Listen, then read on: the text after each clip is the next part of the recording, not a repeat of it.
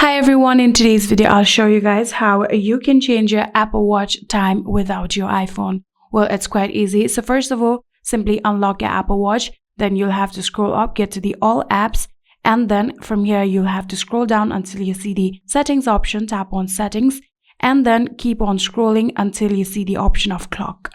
Here you can see clock right here. Tap on it and open the clock settings. From here you can scroll down, you can see the option of +0 minute. So you'll have to simply tap on it like this, and from here you'll have to now adjust the time from this button. So if you scroll this button like this, here you can see your minutes is being plussed. So you can go up to 59 minutes. Just like this, here you can see this is the max minute that you can add to your current timeline in order to adjust it.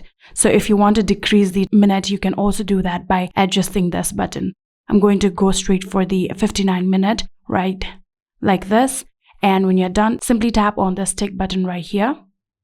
And just like this, when you go back to your home screen, open your clock. Here you can see your timeline has successfully been changed.